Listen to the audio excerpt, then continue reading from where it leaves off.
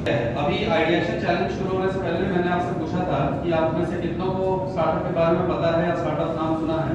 तो I got a good response, लगभग 70% लोगों को पता था कि स्टार्टअप क्या होता है या नाम सुना हुआ है।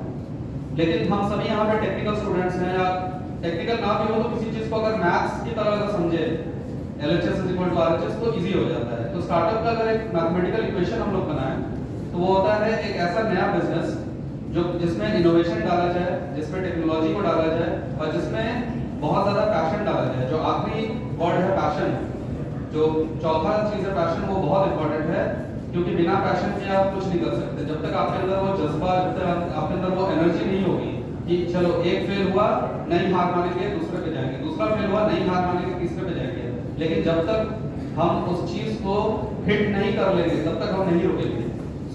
एक बिजनेस जिसमें इनोवेशन हो, जिसमें टेक्नोलॉजी हो, जिसमें पैशन हो, इन चारों को कंबाइन करके जो बनता है स्टार्टअप। ठीक है, आप सभी ने लेंसकार्ट का नाम सुना होगा। क्या बनाती है लेंसकार्ट? चश्मा तो हम लोग पहले भी पहनते थे, काफी 500 सालों से चश्मा पहनते, लेकिन लेंसकार्ट ने ऐसा क्या किया कि वो स्टार्टअप हो गया, वो कई बिलियन डॉलर का मालिक बन गया। उसने चश्मा बनाने की पूरी जो पद्धति है उसको चेंज किया। ठीक है, जो चश्मा बनाने में 10 से 15 दिन समय लगता था और उसमें कई बार कुछ दिक्कतें आ जाती थी क्योंकि वो मैनुअली बनता था।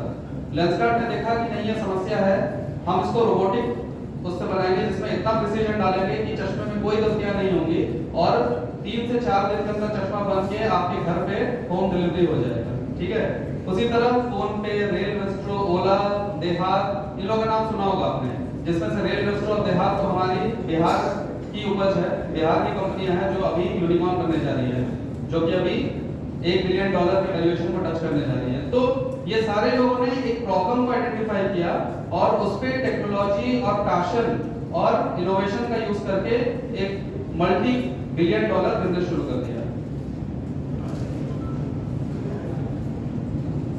नेक्स्ट, तो स्टार्टअप, अब अगला सवाल आता है कि स्टार्टअप करें क्यों?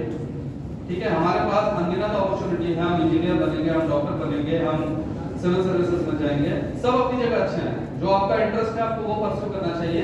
लेकिन आज के डेट में स्टार्टअप एक बहुत अच्छा ऑल्टरनेटिव करियर ऑप्शन की तरफ ही आ रहा है। पहली बात है, स्टार्टअप की क्या फायदे होते हैं? स्टार्टअप आते हैं catalyst for social economical growth. आपको आपकी सोसाइटी को अगर आगे बढ़ाना है, आज हम कहते हैं चाइना हमसे बहुत आगे निकल रहा है या यूएस हमसे आगे निकल रहा है, ठीक है, और हमको भी आने वाले 2000, मोदी जी का सपना है $5 ट्रिलियन की इकोनॉमी हम लोग को बनाना है। तो वो कैसे बनेगा? वो केवल और केवल स्टार्टअप के थ्रू बन पाएगा, क्योंकि स्टार्टअप ही सोसाइटी में इनोवेशन को लाता है। ठीक है, स्टार्टअप से जॉब्स क्रिएट होते हैं। ठीक है, startup promote innovation and new thinking to society. आज हम लोग सुनते हैं कि फलाना कंपनी इतने ले ऑफ कर दिए, इतने लोगों को रोजगार से निकाल दिए, माइक्रोसॉफ्ट ने 10,000 को निकाल दी, गूगल ने इतने लोगों को निकाल दी।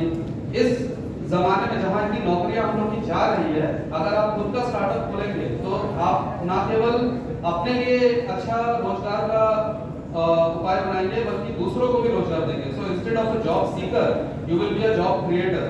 ठीक है, आप अपना परिवार भी चलाएंगे और साथ में 10 और लोगों का, और 10 से 20, 20 से 40, 40 से 80, ऐसे करके एक अपनी पूरी फैमिली बनाएंगे जिनका पूरा ख्याल अपने से रखेंगे। Startup solve grassroot problem of society. जो जमीनी स्तर की जो प्रॉब्लम्स होती हैं, कहीं गरीबी है, कहीं साक्षरता में कमी है, जो भी ग्रासरूट लेवल की प्रॉब्लम्स होती हैं, जैसे अभी आपने देखा होगा वेदांतु, बायजूस, ये लोग क्या कर रहे हैं? ये लोग जहां तक एजुकेशन अच्छे लेवल की नहीं पहुंची थी, अनअकैडमी, जहां पे एजुकेशन अच्छे लेवल की नहीं पहुंची थी, वहां पे ऑनलाइन डिजिटल मीडिया के थ्रू एजुकेशन को पहुंचा रही है। गांव-गांव तक आज का बच्चा IIT, JEE, मेडिकल, IAS की तैयारी कर सकता है बिकॉज ऑफ दीज स्टार्टअप्स। ठीक है, स्टार्टअप की वजह से मार्केट में कंपटीशन आता है। पहले एक कंपनी थी, अपना डोमिनेशन बना के बैठी थी, चलो हिंदुस्तान यूनिलीवर है, हम अपना साबुन बेचेंगे, उमागा तान में बेचेंगे। ठीक है, क्योंकि हमारे कंपटीशन में कोई नहीं है। फिर उनके टक्कर में कोई दूसरी कंपनी आती है, मामाअर्थ। ठीक है, मामाअर्थ के बारे में सब लोग जानते हैं। ठीक है, तो मामाअर्थ क्या है? अभी 5 साल पुरानी कंपनी है, लेकिन $1 बिलियन की कंपनी बन चुकी है और इतने अच्छे ब्यूटी प्रोडक्ट्स ला रही है कि वो ITC और हिंदुस्तान यूनिलीवर जैसे बड़े कंपनी को टक्कर दे रही है और उनकी मोनोपोली को खत्म कर रही है। इट क्रिएट्स मोर जॉब, जैसे कि पहले बोल दिया, और दुनिया में देश और हमारे प्रदेश की जो छवि है उसको सुधारती है। ठीक है, आज हम लोग 3rd largest startup ecosystem in the world है। After China and US, we are the third largest startup ecosystem in the world, India.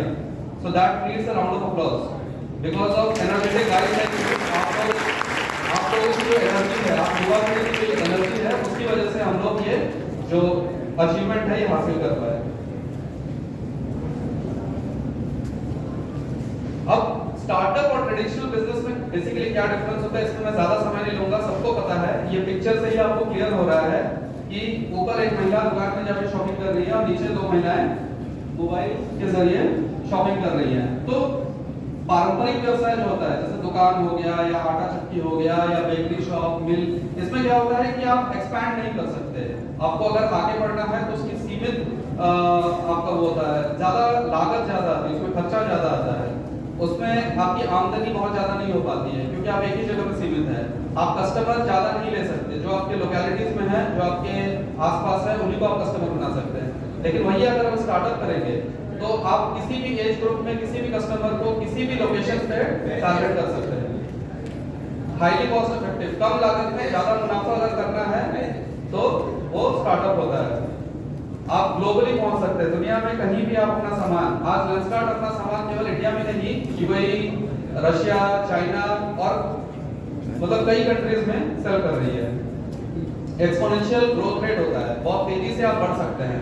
आपको बढ़ने के लिए समय का वेट नहीं करना पड़ेगा। आप 1 साल 5 साल के अंदर कई करोड़ों के मालिक बन सकते हैं।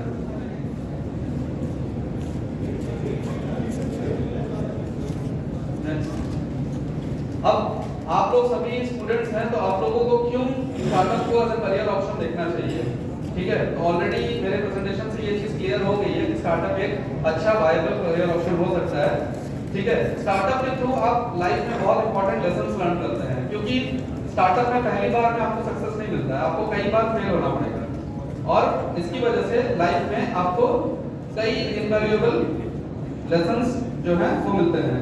इसके अलावा एज अ स्टूडेंट अभी आपके लिए सही समय है, क्योंकि अभी आप बड़े रिस्क ले सकते हैं लाइफ में।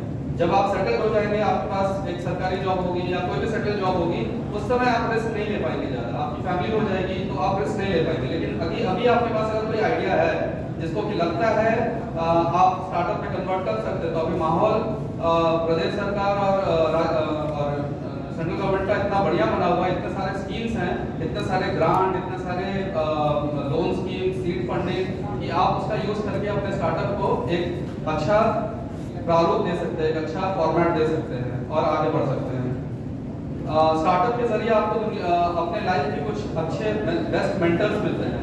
स्टार्टअप की जगत में इतने बड़े बड़े लोग आज के डेट में, इवन रतन टाटा जो हैं वो अब रिटायर हो गए हैं टाटा से, लेकिन वो स्टार्टअप्स पे अब इन्वेस्ट कर रहे हैं। उनकी पूरी जो पूंजी है वो नए नए स्टार्टअप्स लगाते हैं, क्योंकि वो जानते हैं कि युवा पीढ़ी आज जो स्टार्टअप है वो कल की $multi-billion बिजनेस बनेगी। You will be a job creator rather than a job seeker, and you will have unlimited growth opportunity. अगर आप नौकरी करेंगे तो आपके पास एक सीमा होगी कि आप किसी कंपनी में मैक्सिमम होगा तो जनरल मैनेजर बनेंगे, सीईओ बनेंगे, सरकारी में जाएंगे तो कहीं आप सेक्रेटरी बनेंगे। लेकिन स्टार्टअप की कोई सीमा नहीं है। स्टार्टअप में आप एक जगह कैप्चर करने के बाद आप कई जगह पे कैप्चर करके आप पूरे दुनिया में अपना जो है प्रोडक्ट स्थापित कर सकते हैं। अब स्टार्टअप साइकिल में क्या क्या आता है, सबसे पहले तो आपको प्रॉब्लम को आइडेंटिफाई करना पड़ेगा। सोसाइटी में प्रॉब्लम है कहाँ का, जहां आपने प्रॉब्लम आइडेंटिफाई किया, बिना प्रॉब्लम आइडेंटिफाई किए आप कुछ नहीं कर सकते। जैसा कि मैंने कहा कि सपोज उबर एक स्टार्टअप था, तो उसने देखा कि टैक्सी में बहुत प्रॉब्लम है। टैक्सी सर्विस में हम पहले से बुक नहीं कर पाते हैं, ड्राइवर मुंह मांगा दाम मांगता है, फिर हमको नहीं पता कि पॉइंट ए से पॉइंट बी जाने के लिए ड्राइवर कितना टाइम लगाएगा।